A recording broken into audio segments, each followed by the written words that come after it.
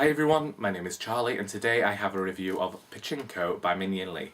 Pachinko is a family saga that spans a few generations of this Korean family who have ended up living in Japan after Sunya, a 16-year-old girl when she is in Korea, ends up impregnated by a man she believed loved her and enters into a marriage of convenience with a man that she had saved, and they move to Japan to live with his brother, not knowing the stigma that is attached to being a Korean citizen in Japan at the time, and still towards the end of the book. The story is told in 3 parts. The first 2 parts of this, brilliant, fantastic prose, great characters, and plots and revealing a story that I didn't know about before. I don't know much about the culture on that side. In fact, let's just be honest, I don't know much about any other cultures because I'm woefully white and British. Anyway, the first 2 parts of this book are fantastic. The third part lets it down. Characters begin to make decisions that make no sense. Characters disappear and are then remembered only to be eliminated pages later, and I feel like in parts the writer stepped back from revealing too much about the characters and too much about the world in which they inhabit. I don't know what Pachinko is. I still don't understand Pachinko, but I understand that these people are making money off it, and I understand the reason behind calling the book Pachinko, because even though it has become this really big money maker, it's still looked down upon, and it spoke a lot about the characters within the story. Although they are trying really hard to make something of themselves and be good people, that means nothing in the world they're in.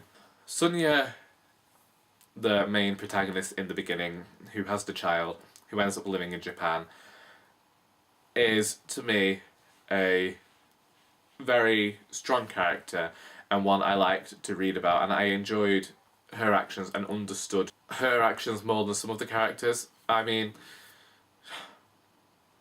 I am still not happy about certain events that happened with her firstborn. I think he was a bit of a fool, but I could begin to...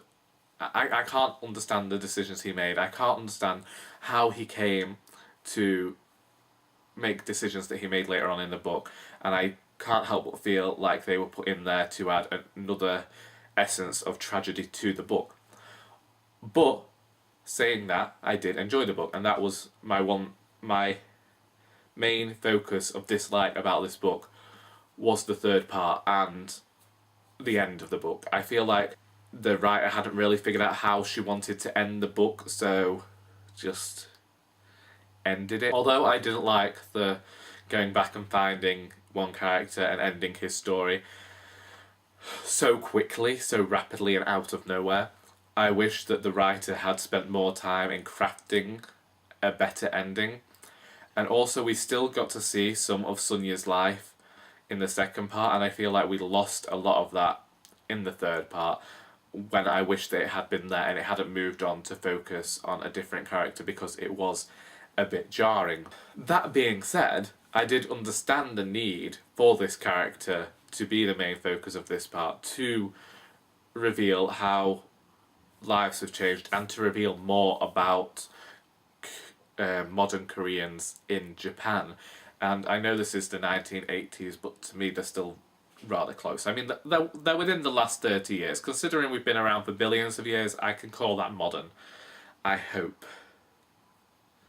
This book, at times, does have its powerful moments, and if you know enough about history, or recent history, then you can kind of guess where certain characters are going to be at parts of this book, and there was a dramatic irony around that. There is still a lot about Korean history that I don't know and I don't understand, especially in relation to Japan and how they get on with the Japanese people. I think that having read a few family sagas in the last few months, that I enjoyed this because I do enjoy reading about family, and I did enjoy reading about the different culture, but No, and I really liked the writer's style of writing, and I do think that this is a great book to read and that people should go out and find it and read it because it tells a story that I didn't know about. There is a great story here that is let down by its final act.